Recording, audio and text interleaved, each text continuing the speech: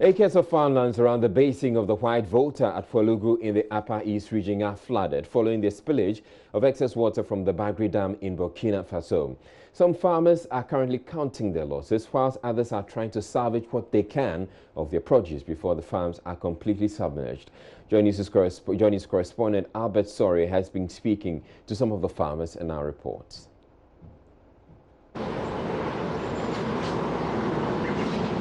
I'm currently standing just on the shore of the White Volta here in Pwalugu. And in the morning when we got here, the levels of the water was just where those grasses behind me are. And over the last 1 or 2 hours, we've observed the water increase all the way to this place.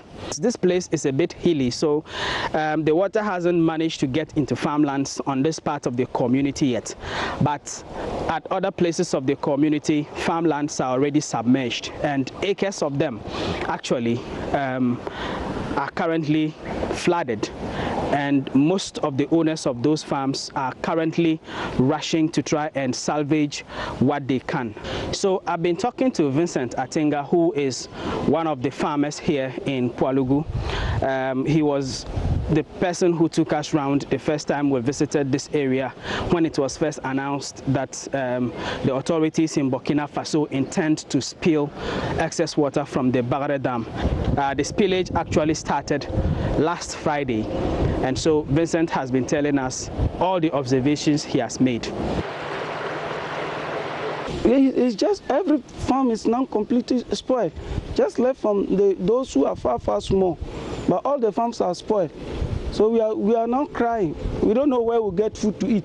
Some of us, we farm the rainy season and use the foodstuffs to buy our fuel and use our water pumping machines to irrigate and farm tomatoes and other vegetables. But now, all our farms are being submerged. Some of the farms now, unless you use a canoe to cross, other than that, you can't get your foodstuffs. So like if you can have a canoes or life jackets, so that we, those who can swim small, we can use the life jackets and be carrying our food small to the uplands. Other than that, in fact, there will be hunger in Ghana this year. The last time I was here, there were many routes that you could use to access many of the farms and talk to the farmers there. Today, all those routes are covered in water. And so it's been difficult getting access to many of the farmers. But this particular farmer managed to get us to his farm. As you can see me holding this maize, it is not yet matured. Left with 2 weeks to be matured. And you can see that the water has already taken part of it. And when it keeps on coming, I think the whole farm will be submerged in the water. For this year, I would say it's actually a natural disaster on the part of farmers, not only me alone. You can see that this place, the water has taken part and it's still coming. The other side, I cannot even get there to assess whether the water has taken part of it or it is still yet to enter there, I can't tell. And it's a little bit far from the river, but because the water has taken some part of it, unless you get a canoe to cross it before you can access that farm. By these particular 3 acres, I will tell you that I have spent somewhere 1,500 on it. And what I'm seeing now, I don't think I can even harvest it because it's not yet matured. And the water is still coming. Show it later. It's not yet matured. And the water is still coming. So if the water should come and destroy this, what will I get out of it? So I think that what I've spent here is bringing me down. I will not get anything out of it. For now, what the farmers are hoping for is that government will be able to negotiate with the Burkinabe authorities to see how they can regulate the spilling of the excess water from the Bagre Dam, because every year this thing happens and farmlands get destroyed, people lose their livelihoods, sometimes even lives are lost, and it doesn't look like there is an end in sight to this perennial problem. They are hoping that the current government will be able to find a lasting solution to this problem so that next year their livelihoods will not be lost. From the Pwalugu community here in the Upper East region, my name is Albert Sorry for Joy News.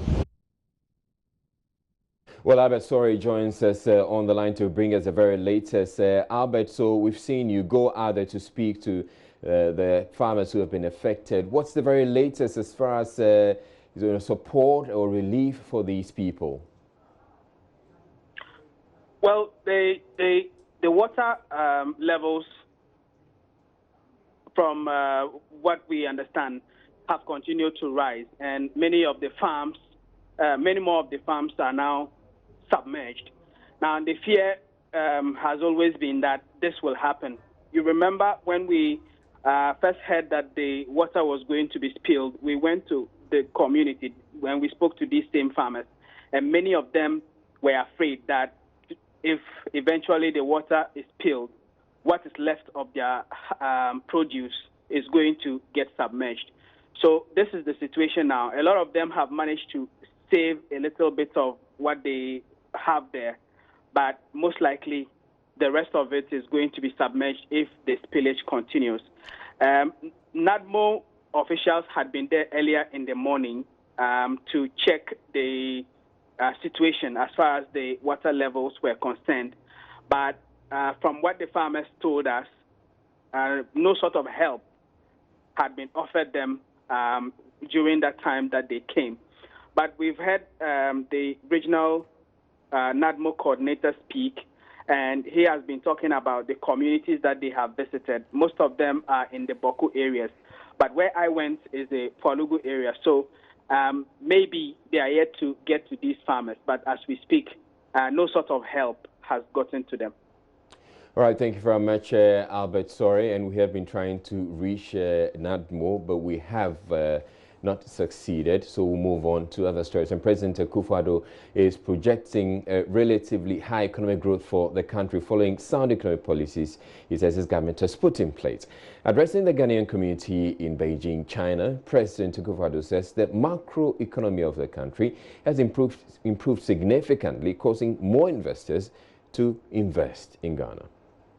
18 months that we have been in office have not been easy, largely because of the inheritance that we had, very little money,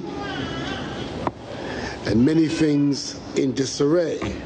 If you will remember, take your minds back about the state of our economy when we took office, you'll understand the difficulties that were in the way of the government. I say this not by way of a complaint, because we had a very good idea that things were not in a good state when we came. But I state it just to give you the background to some of the actions we've had to take to begin to revive the Ghanaian economy. And I think that any objective observer would say that those measures have been, by and large, have been successful. A 3.6% rate of growth was translated last year to an 8.5% rate of growth.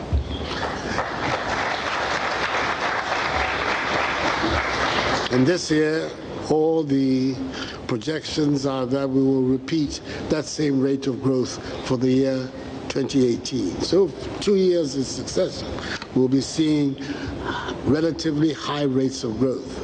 In my view, we need to increase it even more if we're going to go over the hump and then get into the process of self-sustaining development. But you have to begin from somewhere. The issues to do with the deficit have been more or less addressed. A 73% fiscal deficit, debt to GDP ratio went down to 68%. Rates of inflation have gone down. Generally, the macroeconomy of Ghana has improved significantly. On the Galamsey minutes, President Akufo-Addo said he held discussions with the Chinese leader on the involvement of some Chinese in illegal mining.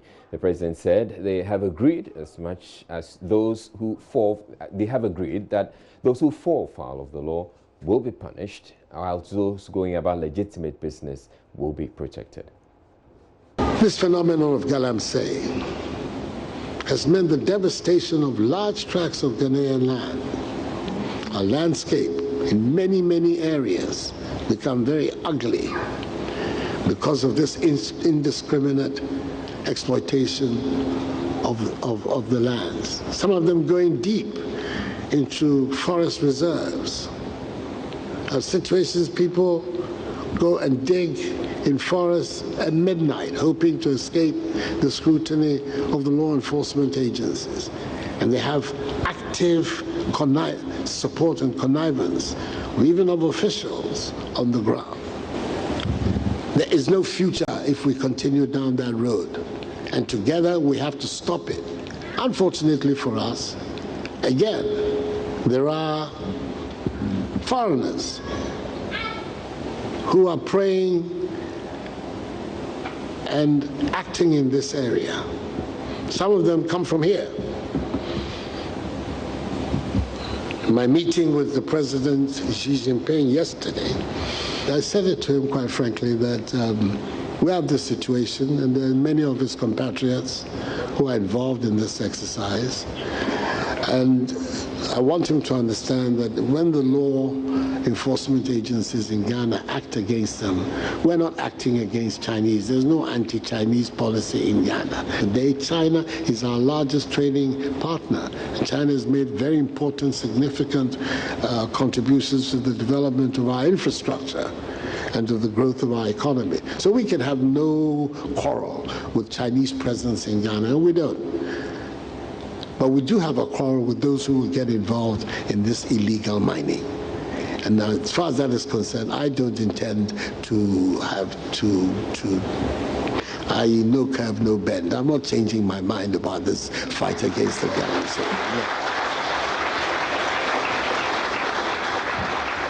So yesterday in our discussions, I did bring it up, and he himself was the first to recognize that, yes, Ghanaian laws had every right to deal with people who were involved in illegal activities.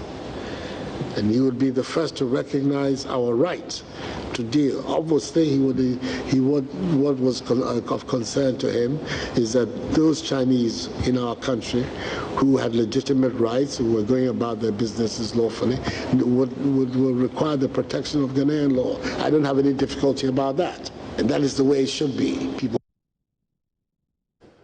Well, one other thing that came up during the Chinese visit is the $50 billion century bond that government is planning to issue. Well, a financial consultant is cautioning government to tread cautiously over plans to issue that $50 billion bond. And we'll have that coming up later on in Business News. But also, still to come in the bulletin, at least 3 media houses lay off staff in what could be the manifestation of tough times for the fourth estate of the realm. We'll speak with an economist on what could be the problem. We also get a reaction from the Ghana Independent Broadcasters Association about what is going on in the media. Stay tuned. We'll be back with more news.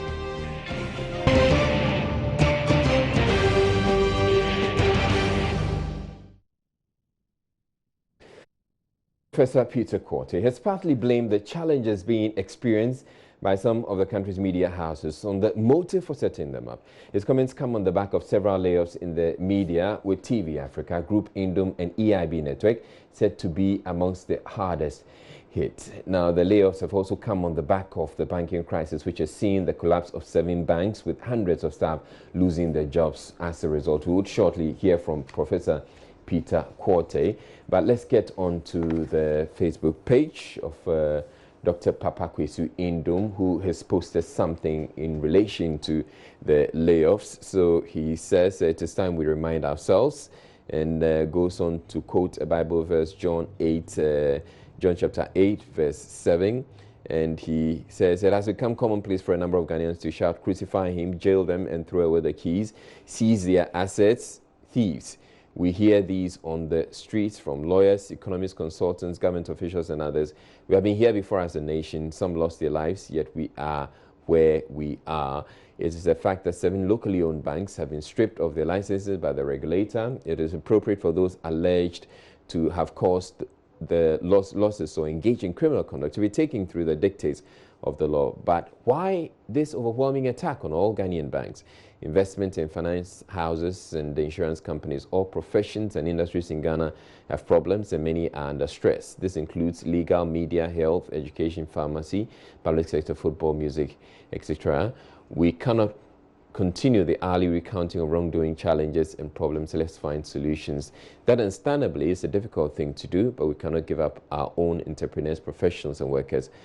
And he says, my point is, let's help those local businesses who show seriousness about doing the right things by embracing discipline, good governance and prudent behavior. Economy, jobs and well-being are at stake. Now he goes on to say at Group Indum, we have over 6,000 employees. Most of them work hard.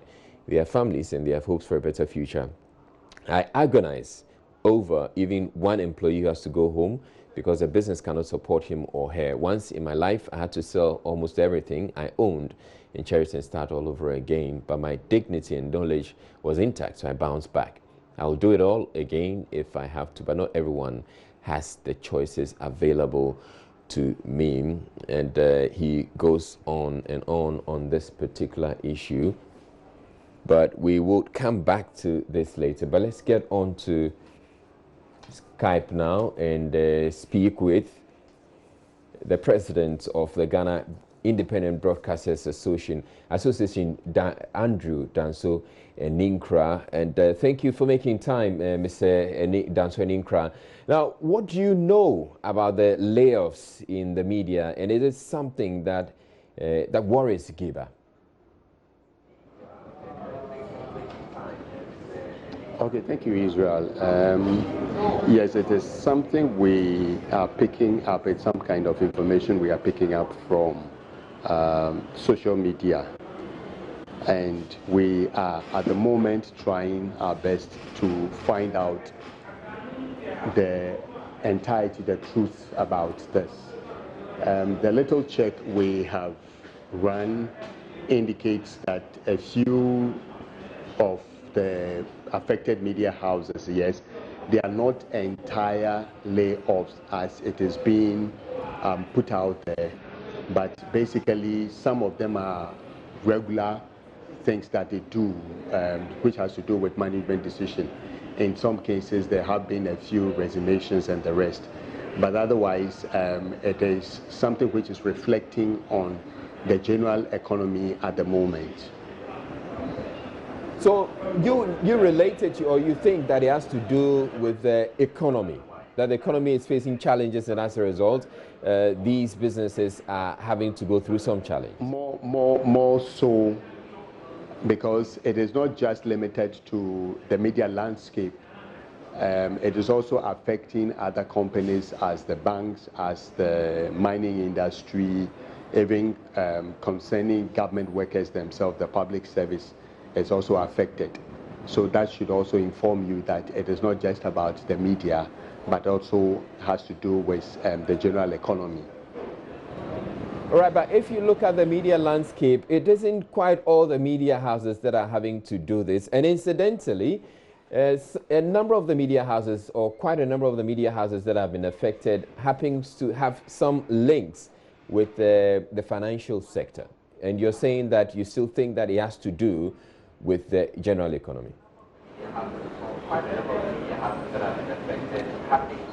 Well, I wouldn't be able to say it is all of them that are related to financial institutions. There are other media houses that are related to financial institutions who immediately are not affected. Basically, yes, it could be that those who are reacting right now belong to some financial institutions or are related to financial institutions. But then the point is this, there are media organizations which are surviving. There are media organizations which are in the system who are still working.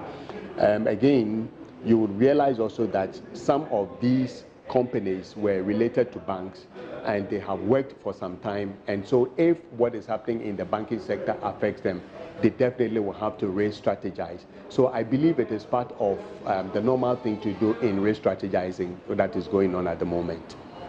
Does Giba intend to do anything about this?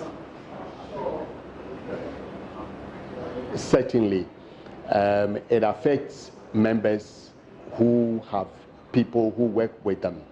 And so we will need to meet and find out and understand what exactly is going on. and be able to put out a document. We also are thinking of meeting with the labor unions, the labor front, and then to discuss the way forward. Now, that's one other issue that comes up. It turns out that the media, there's no labor front as far as the media is concerned. Could this be the reason why all this is happening to them? And if they had if they were part of organized labor, they would have had a front to tackle some of these things that are coming up. I wouldn't agree immediately, or I wouldn't agree entirely. You would agree with me that the public sector, in terms of the public service sector, also have their labor unions, but some of these things are also happening in those areas. So it is not because we don't have labor unions, that is why. Again, it is a choice of the individuals to join labor unions or to choose what labor unions they want to belong to. I believe strongly that it is not just because we don't have labor unions, but it is because it is something that is happening which affects virtually everybody who is working currently. Everybody is free to join a labor union, to form a labor union, and if you feel in doing so that will help your situation better in future, why not? We have to bring that on also. All right. Thank you very much, Andrew Danso Aninkra. Andrew Danso Aninkra is president of the Ghana Independent Broadcasters Association, and you're speaking to us from Kumasi. Well, economist Professor Peter Quartey, he believes the media houses that are challenged right now were not set up as viable businesses. He also explains there could be a link between the crisis in the banking sector and the challenges being experienced by the media houses. The media outlet is not financially sustainable, not viable, they are not profitable. They draw on these financial institutions in order to remain vibrant or a going concern. Then certainly once your source of funding dries up, you will go down. But if yes, you got a capital from your financier, but you are independent, you are viable, I don't see why if your financier goes down, you should go down. Unless there's no good corporate governance structure within those media houses, unless those media houses are not profitable, they are basically running at a loss most of the time. That is why or how they will fold up or lay off workers if their financier is in trouble. Well, the money, when you are calculating growth, is not the money that is put in. It is the deliverable, the output that they churn out. Yes, but obviously their output is dependent on how much funds, working capital they get to finance the activity. So it's very likely that it's the monies that they receive from their, not all of them, I believe, some of them actually their output or employment that they've been generated is as a result of the funding they've been receiving from their mother or financiers. Sometimes people do that because the media houses are sort of sources of advertisement. So a bank can, for instance, create a subsidiary where they will promote their operations, they will promote their image, their advertisements, their products. And so it's not a bad thing to do that a finance company sets up a media house. But then once that is done, those media houses should be on a sustainable track.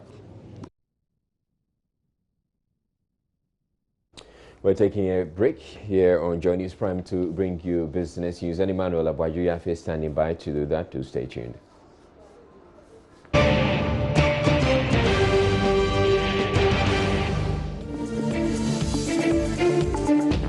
Consultant Charles Manson is cautioning government to tread cautiously over any plans to issue a $50 billion century bond, even though government argues it would help deal with funding challenges facing infrastructure projects.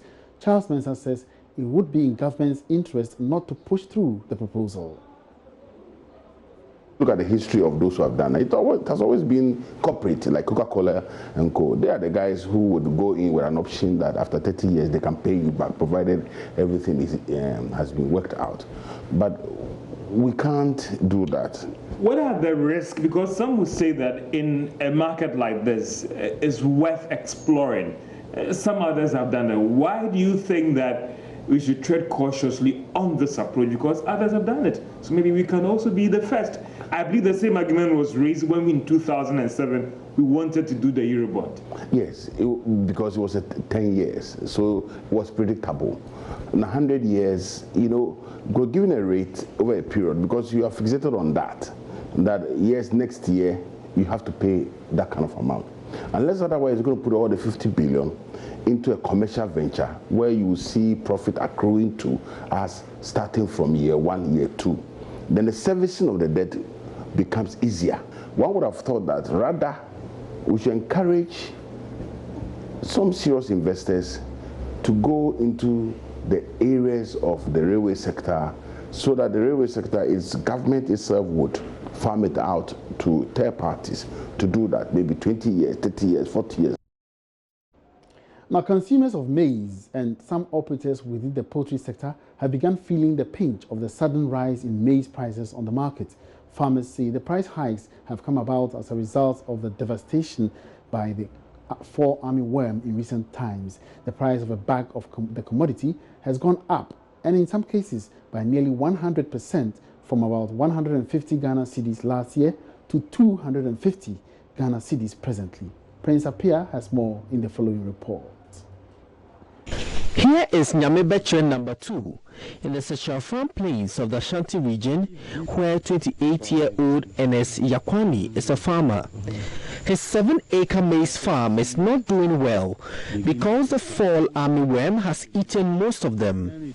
If these worms would have spoiled the maize, by the end of the year, I would have been able to get 70 bags out of it. And you think you can get 70 bags looking at the situation? No. Even 40 bags I cannot get. Because there is some parts you know very well that this maize will produce more, but the way these armyworms are spoiling it, you lose your confidence. This conversation was May 2018, and his situation was similar to the many farmers that lost thousands of acres of maize in 2017 because of the same problem. An indication that maize farmers would harvest way less than they had projected and could lead to shortage. But the authorities act responsively. Here at Kontompo in the Sokoimampon district of the Ashanti region, only large maize distributors operate here. Business isn't as vibrant as before, mainly because prices have gone up. 50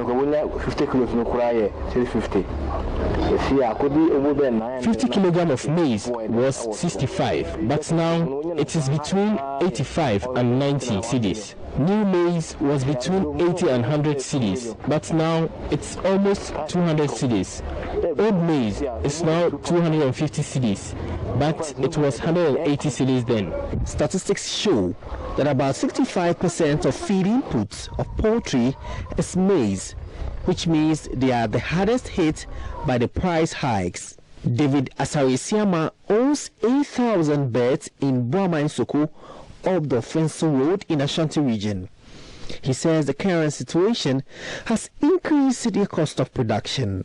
If a bag of maize is 140 Ghana cedi, just a month ago we were buying it for 250 Ghana cedi.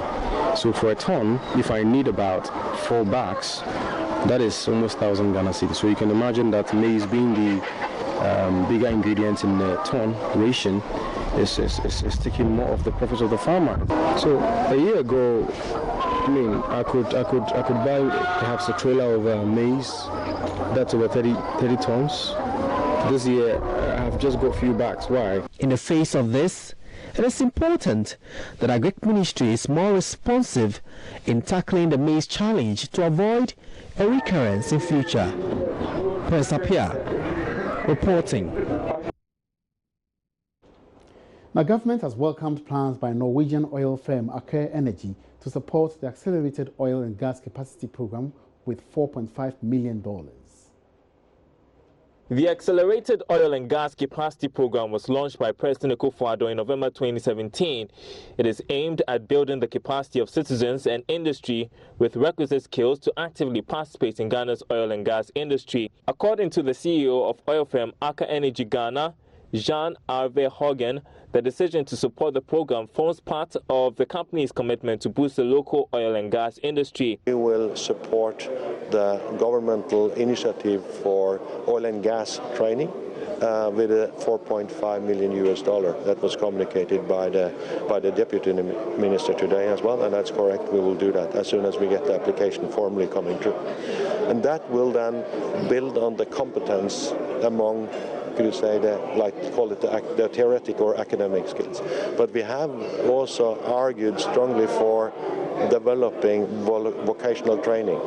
And I personally participated in a visit in March at the Regional Maritime University. And I think when I myself saw the skill set that you build up there, I think it's a very good solution. Deputy Minister of Energy Joseph Kojo, who briefed the media at the end of a week's trade mission by the Petroleum Commission in Norway, described the development as exciting. One thing I took to be an exciting point for Ghana as when the owner, Boche, saying that he has personal commitment not to see Accra as a corporate involvement in the country's oil and gas development, but to be engaged actively in industrial development of the oil and gas sector of the country. That is a different level altogether. And backing it with his personal commitment that he's going to give us $4.5 million, a decision that he says has been made, and he's going to commit the funds to support Petroleum Commission to implement the accelerated oil and gas capacity building program, was very refreshing. Over 1,000 Ghanaians are expected to be trained annually under the Accelerated Oil and Gas Capacity Program. And that's all in business for tonight. Many thanks for watching. My name is Emmanuel Apuaji. Have a good evening. Now, the opposition National Democratic Congress over the weekend elected new regional executives in all 10 regions. While some of the popular candidates won, there were a number of them who lost. Some of the big names who suffered losses include former Deputy Minister Joseph Yamin, who was aiming to lead their party in the Ashanti region. Former Transport Minister Jifa Ativo also lost her bid to lead the party in the Volta region, which has been labeled as the NDC's World Bank. She has, however, assured of her commitment to work for the party despite her defeat. Right, now, what does all this mean for the party as they prepare for the 2020 elections and for the various candidates who are positioning themselves to lead the party? I've been joined by my colleague with the political desk here at Journeys, Malik Dabu, to help us with some analysis and what the fall of the big names mean, or how the elections will mean or play out on the upcoming race for flag bearership. Thank you very much, Malik. So we all saw how things played out over the weekend as far as the regional elections of the NDC is concerned. And I know that typically the various candidates who are vying, or the various aspirants who are vying to lead the party, would want to position their people in the elections and make sure that they win. How does the result play out for the various aspirants or for the flag bearership race?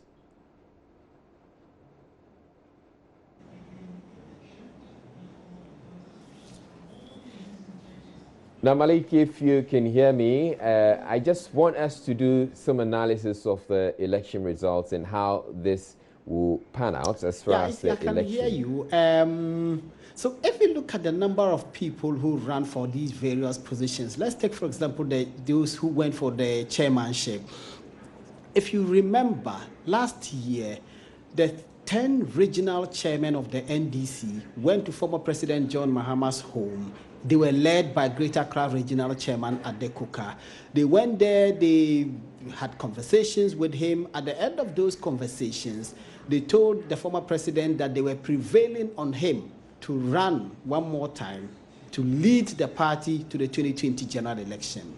Now, in last weekend's regional elections, only 6 of the 10 regional chairmen contested to be retained for their positions again.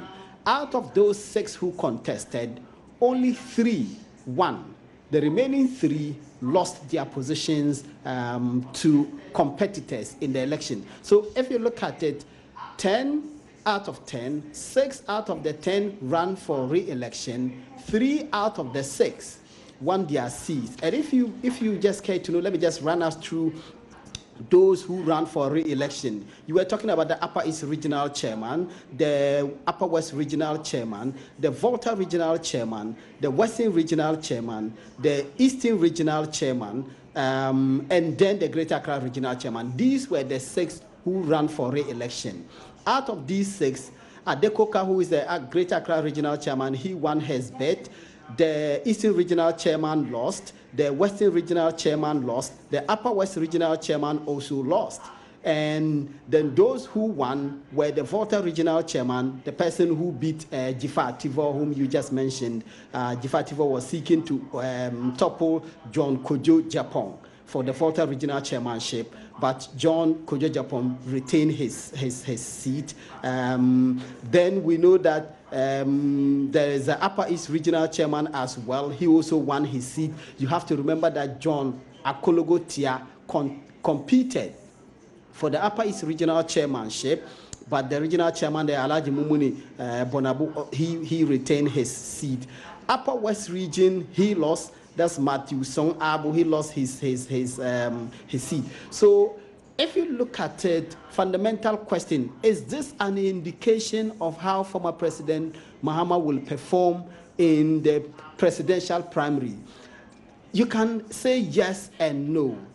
Yes, because apart from just these regional chairmen who were seeking to retain their positions and who lost, even those who did not go, the 4 of them who did not compete, many of them are Mr. Mahama's loyalists, and we know them. Alote Jacobs for Central Region, for example.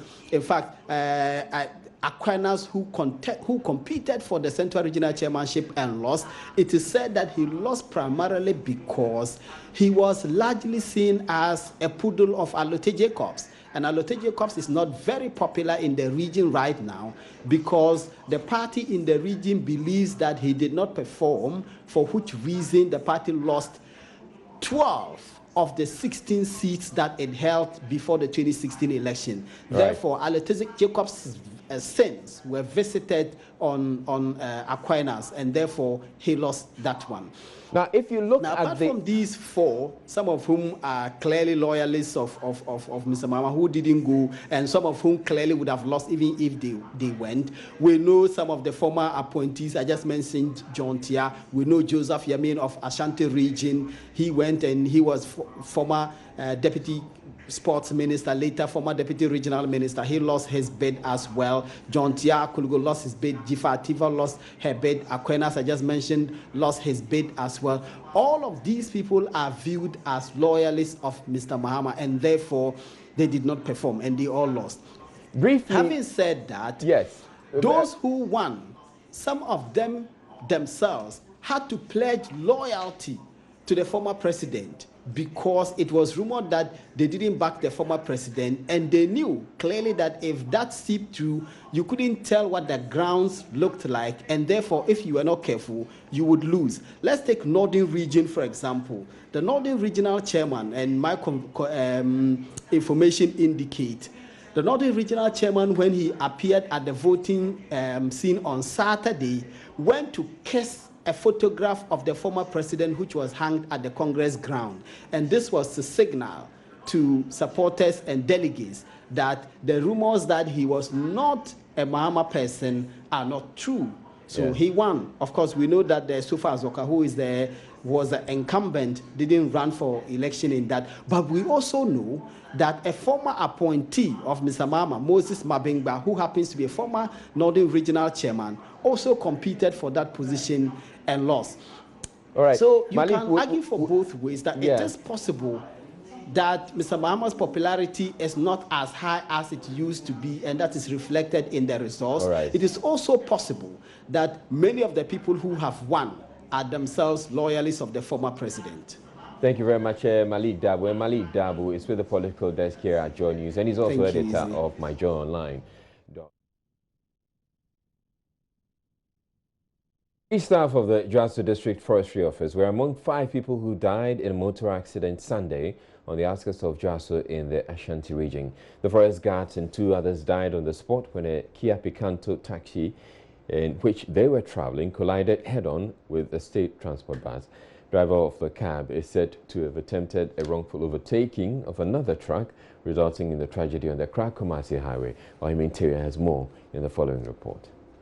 Forestry guards have been identified as Dennis Boama, 32, Kennedy Ochre, also known as Kenya, 35, and Enimbonsu Christopher, 27. The other victims were Thomas Owusu, the Kabi, and 19-year-old senior high school graduate Deborah Adepoku. It took the intervention of the fire service to cut through the mangled cab to retrieve the bodies. Passengers on board the STC bus who sustained minor injuries were treated and discharged at the Jaso Government Hospital. Personal belongings as well as the mangled taxi cab remained at the scene during a visit. DSP Andrews Anyani is the Jaso District Commander. The taxi cab had picked ex-occupants just from Jaso Junction here, heading towards Asankari. And an STC Kia Grandbed bus was also coming from Accra direction. And what we gathered was that at the scene was that the taxi driver had done wrong overtaking. There was a truck just in front of him, and he did not actually watch well and veered to the lane of the oncoming STC Grand Bed bus. And it was just impossible for the bus driver to save them, because the 5 lives lost were in the taxi cab, and it has not been confirmed actually where they were going, but they were moving along from Jaso here towards Asankari area when the bus was also coming from Accra direction. Meanwhile, red bands hung on the premises of the Jaso office of the Forestry Commission in memory of the deceased. From Jaso in the Ashanti region for Joy News, Interior reporting. Second Deputy Minority Chief Whip in Parliament, Comfort Kojo Gansan, believes the level of corruption in the MPP government is beyond the perception Ghanaians had about the NDC. She accused the MPP of feeding Ghanaians with falsehood about the NDC leading to its defeat in the 2016 elections. Speaking in an exclusive interview with Joy News on the sidelines of the Greater Accra Regional Elections, Mrs. Kojo Gansan further said President Mahama remains the best bet to wrestle power from the MPP in the 2020 elections, as his legacy shows. He's not done anything wrong. He has done his best. He has worked hard for this party. He has projected NDC, but our own doings send us to opposition.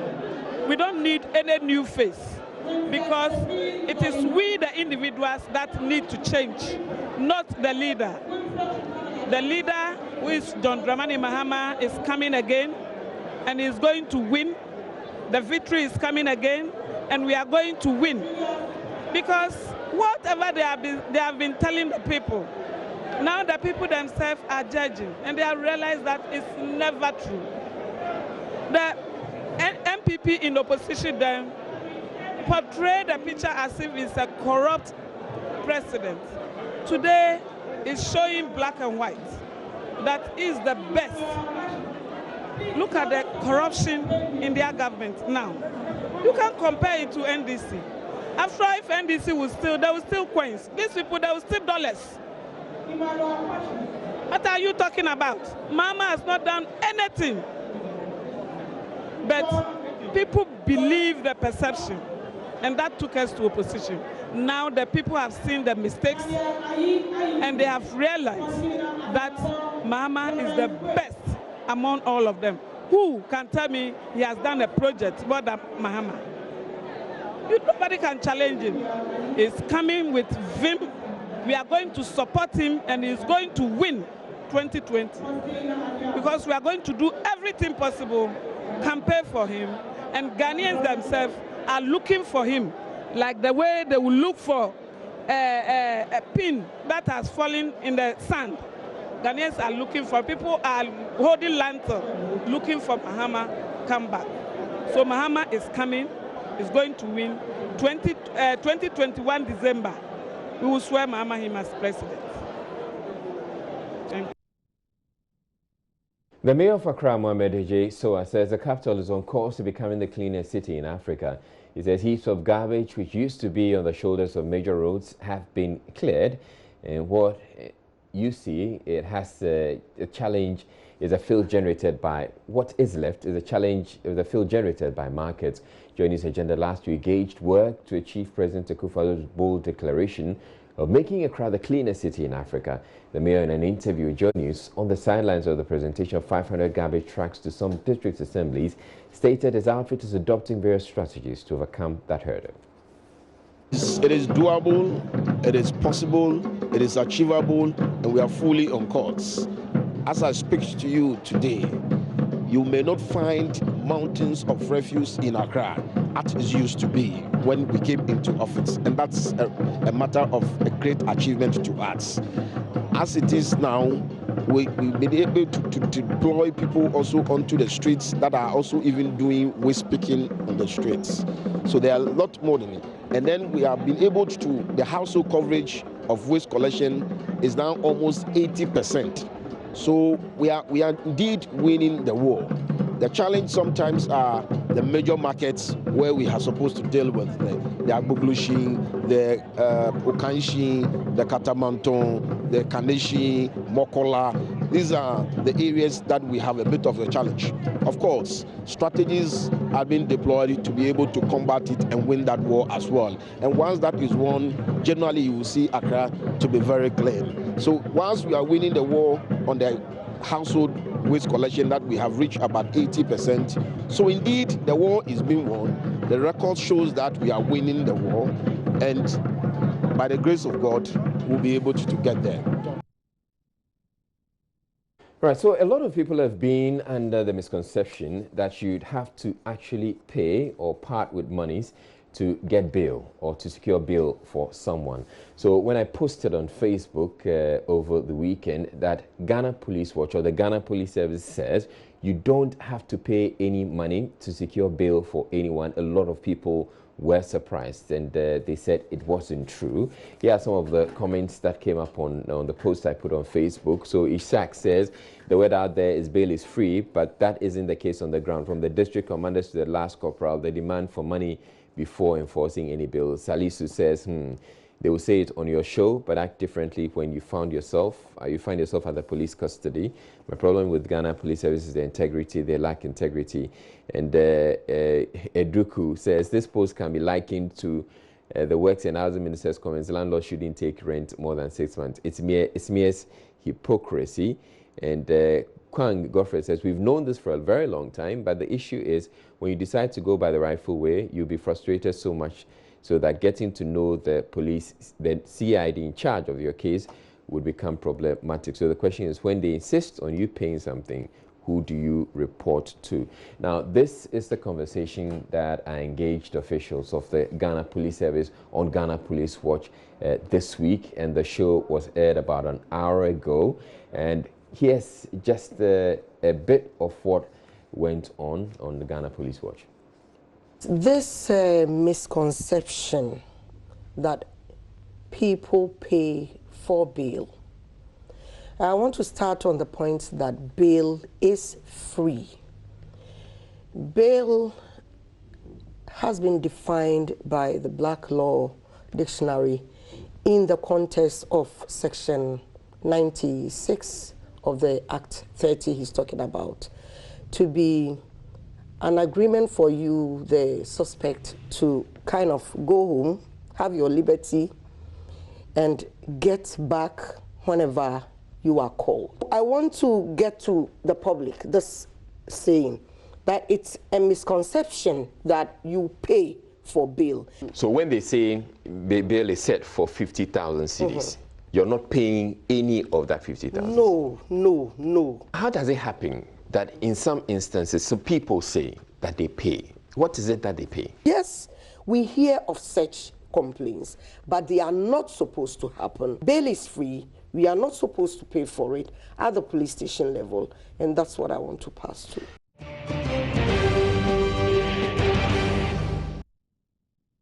And that'll be all for the bulletin. My name is Israel Lai. Thank you very much for watching. Up next, we bring you our Hotline documentary.